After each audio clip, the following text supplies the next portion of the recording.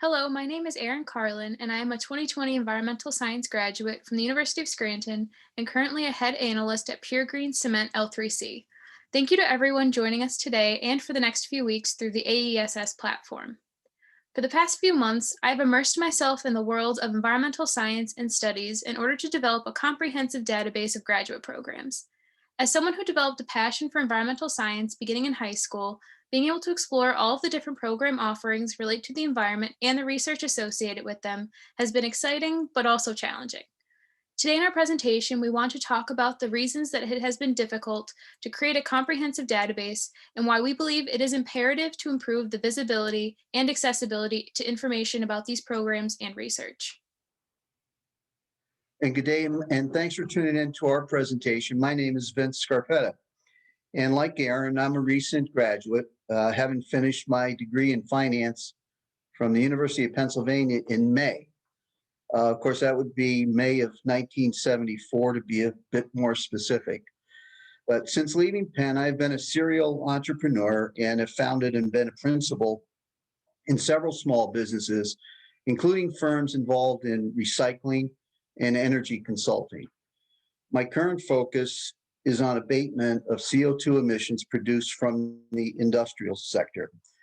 And as Aaron has mentioned, there are abundant graduate programs encompassing environmental science and studies that extend to more than a dozen disciplines. Our team feels these disciplines can and should interact more rapidly with themselves and external stakeholders to affect viable solutions to pressing issues of climate change. So the abundant intellectual capital from academia needs to urgently unite with the available financial capital. Solutions to climate change cannot wait. Thank you again for joining us, and we'll be ready to answer any questions you may have. All right, thank you, Vince. And now I'm going to pull up our presentation here.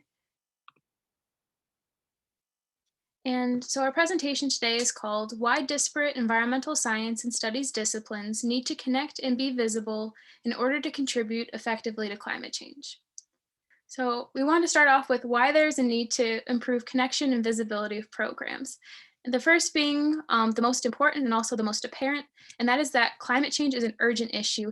And we need to really get on board with creating solutions in order to avoid the worst effects that it can have. And I've included on this slide a kind of classic comparison image that you might see in other climate change presentations of sea ice melting in the Arctic. However, even though this image is seen a lot, it doesn't make it any less striking. So these images come from NASA Earth Observatory, and on the left, you could see the older sea ice is represented by the white area, and then around it, the blue-gray represents newer sea ice. And between September 1984 and September 2016, you can see that the older sea ice dramatically diminished. And this is of concern to scientists because the older sea ice is typically more resilient to temperature changes, and without it, it's likely we'll see summers in the Arctic Ocean without any ice. And this is just one of the many effects that climate change is already having. And in order to address climate change, we need help from all different disciplines and also collaboration from different sectors. And these sectors include academia, government, financial, and industry. The good news in this aspect, though, is that their public support and private sector support have never been higher for doing different things with climate change solutions. And each sector has something to contribute. Of course, this is just a very basic outlook of the different benefits each can bring to the table and is not illustrative of all of them. So for academia, there are thousands of graduate programs, as we have seen through our work at Pure Green Cement. And also there are several research centers and research labs dedicated to climate change research. On the government side, there's abundant funding sources and also mandated policies coming out that are directed to help different entities within the United States meet the climate change goals the United States has set forward. On the financial side, there are abundant foundation grants available specifically for climate change projects and also accessible early stage capital for climate tech startup companies. On the industry side, many industry officials want to get ahead of the curve and avoid having to deal with an imminent carbon tax, so they're reducing their emissions on their own. And additionally, on the ESG or environment social governance side, many investors and consumers don't want companies to just say that they care about the environment, they want them to show it. And if you take all the different aspects that each bring to the table and combine them together, we can help create effective and efficient climate change solutions. And so that brings us to our current project, and that's compiling a comprehensive environmental science and studies program database. So part of the goals of Pure Green Cement L3C is to connect early stage capital to climate tech coming out of colleges and universities. And in order to do this, we want to create a database of all the environmental science and studies master's programs, or ESPs, and get contact information for each so we could identify potential sources that need funding. And I'm approaching this project as a member of two critical audiences. One is a prospective graduate student myself, and also an employee of a company that wants to identify climate tech projects in need of funding. And so for this specific database, we wanted to narrow the scope to include programs with ties to climate change. And narrow scope is in quotations there because by including programs with ties to climate change, it really widened the scope of how many programs we would include in this database. So in order to find all the programs with ties to environmental science, environmental studies, and climate change, I ended up reading through the curriculum of all possible programs with ties to these subject areas to determine if they had themes, courses, specializations, concentrations, research opportunities, and certificates that were related to them. Additionally, I also emailed the admissions offices of 30 schools to obtain lists of their environmental science and sustainability master's programs to see if what I was finding was similar to what they had. So for the current status of this project, we've found that we could divide environmental science programs, or ESPs, into at least 14 categories that are in the table on your screen. So I want to emphasize that this is not a perfect list of different categories you could sort them into. There are definitely other ways that you could divide them, and also several programs intersect categories, so you cannot perfectly sort all of the programs. And currently, we've looked through 258 schools, and there's 312 within the spreadsheet so far. And there's over 2,200 programs at just the 258 schools. So this indicates to us that there is a wealth of programs and research coming out of universities that can be used to help solve climate change. And I did want to mention that there are some programs that are likely missing from the database for a few reasons. The first being that some programs are too specialized to incorporate, such as, let's say, marine biology programs specifically focused on animal physiology. However, the reasons I wanted to focus on were the next two. So it is unlikely that based on how programs are organized on university websites that all of the programs be able to be identified, because it has been time consuming and challenging to go through and read through the curriculums of all of these programs. And even then, I'm probably missing some as well. Additionally, I had planned on comparing my list to the list the graduate programs or admissions offices had. However, most of the responses that I got from admissions offices were a link to their general program database, or just 2 or 3 programs that they had, as well as a link to the general program database. And this led us to identify 3 factors we think are impeding the rapid development of solutions. So the first being that there seems to be a lack of clarity internally as to what environmental science programs are contained within these schools. And that's evidenced both through how hard it is to find this information, and also the fact that admissions offices weren't able to give me this information as well. And there also seems to be a lack of communication between admissions offices, academic departments, and facilities management. And I included facilities management in this because facilities management a lot of times encapsulates the sustainability office at a school. And at some of the schools that I had emailed asking for a list of environmental science programs, the sustainability office page of these universities actually had at least a partial list. However, the admissions office never directed me to that page or didn't know that it existed. And each of these different sort of sectors, so facilities management, academics, and admissions, have a stake in their graduate ESP programs in some aspect. So with facilities management, they want to advertise what they're doing on their campus for sustainability efforts. For academics, they put all this effort into coursework and research regarding environmental science, so they want to advertise that to the public.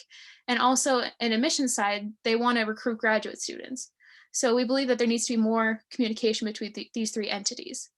Additionally, because of how hard it is to find information about these programs, it would be hard for any sort of external connection between graduate ESPs to occur. Because unless you knew exactly what you were looking for, you wouldn't likely find all of the different research and programs that are available. And because of this, there's effectively a barrier that's forming around academic institutions, and this results in a disconnect between the financial sector and the educational world. And so in order to immediately speed up solution development timeline, we believe that individual schools and universities have to improve how they catalog their graduate ESPs. And there are a couple of different methods of doing this that I saw on school websites that were helpful, such as having a filter option that shows specifically environmental science or climate change related programs, and also having search options that allow you to search curriculums and not just titles of programs. Because if you have a search option that just allows you to type in a keyword to find in the title, if you're looking for environmental science programs, only programs with the title environment will come up in that search, and not other programs that have ties to environmental science but aren't called that. Additionally, we believe there needs to be commitment by all higher education institutions to join a comprehensive hub of environmental science programs so that data mining and AI tools can be used by other academics and also by representatives from other sectors to identify programs and research of interest that they want to collaborate on. Additionally, there needs to be wide open and constant interaction between academia and the financial sector to take lab-based projects and scale them up into solutions to climate change. Thanks, Aaron. Now let's talk a little bit about the importance of solid bridges between academia and the abundant and eager pools of capital. Funding sources are hungry for climate change ideas and solutions that reside within our students and professors. And those funding sources are varied. For example, venture capital investment into climate tech is growing at 5 times the average growth rate of all other industries, and 3 times faster than investment in trendy areas like artificial intelligence.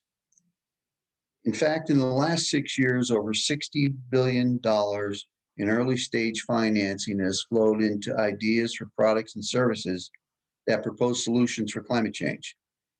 It's very notable that Europe now boasts home to over 800 climate tech firms. Continual increases in venture funding are sure to follow, and the educational community deserves its fair share. It's also apparent that private foundations are amending and aligning their mission statements to mirror environmental initiatives. Foundations manage nearly $1 trillion in assets, and by policy must gift or grant a minimum of 5% of those assets each year. Increasingly, schools that focus on climate change solutions are becoming the beneficiaries of that trend. In addition, foundations are now allowed to utilize what's known as program-related investments to satisfy their disbursement mandates. Once again, the educational community deserves its fair share of this mission-friendly capital. And taxpayer funds via the government are also in the mix. Regardless of where the final federal budget ends, the increase of incentives and grants will have dramatic and positive effects on climate tech development. The 2009 American Recovery Act pales compared to the recent and imminent legislation in Washington.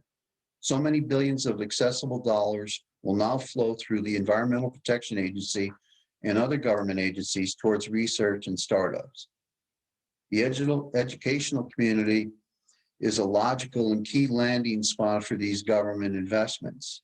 Educators and students need to be a major recipient of federal help. And finally, pressure from environmental, social, and corporate governance, or ESG, looms larger each day. Companies that merely greenwash will suffer financially. A carbon tax is anticipated, and stock prices, and importantly, executive performance, are already responding to directives that demand realistic measures to stem greenhouse gas emissions. As public-private partnerships are forming with real targets, the metrics to validate ESG progress is stiffening.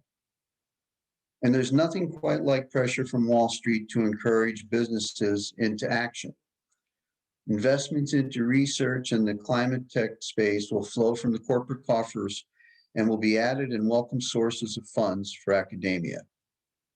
So as Aaron has pointed out earlier, the time to cross the bridge and obtain the abundant and ready funding and capital has never been better. If the academic community is passive or fails to urgently secure eager capital, climate change solutions may remain dormant or be otherwise delayed. That inaction would be an unacceptable failure. So in some form of summary, we certainly know that higher ed receives generous grants and other forms of funding for climate change work, but not nearly enough, not nearly enough. Nor is the present flow remotely commensurate with the value of the intellectual property to be found in campus classrooms and research centers. At this time, America's higher ed is presented with a generational opportunity. The world's greatest concentration of minds can now access the means to establish themselves in the world's greatest market economy and help solve the climate crisis. Ideas for climate tech solutions shouldn't linger in the classrooms for longer than they need. White papers and minds of future innovations need to emerge. The world requires the seeds of solutions, and they require the seeds of solutions right now.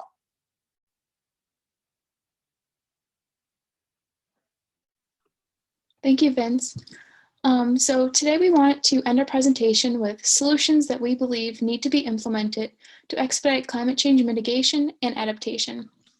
First, there needs to be fixes to university websites that make ESPs more transparent and visible, which would allow for easier and faster collaboration to occur within academia and between sectors. It would also help interested students see all the available ESP paths, which would recruit more bright minds to help create solutions. Additionally, environmental science and studies themes expand across a variety of disciplines now, with each bringing a critical perspective to the table. By sharing the research and coursework available from each discipline in an easily acceptable way, we can facilitate the creation of solutions. And because of this, ESPs and their associated research are something schools should be showcasing.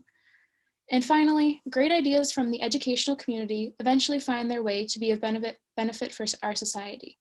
Fortunately, a market economy generally ushers these ideas to the forefront to be utilized efficiently and with good effect. Even so, the climate change crisis demands that the flow of solutions from academia be accelerated. The faster academia solutions cross the bridge to the capital markets, the better chance that our national capital will be enriched and preserved. And with that, we want to thank everyone for coming to our presentation today, and we look forward to all of your questions.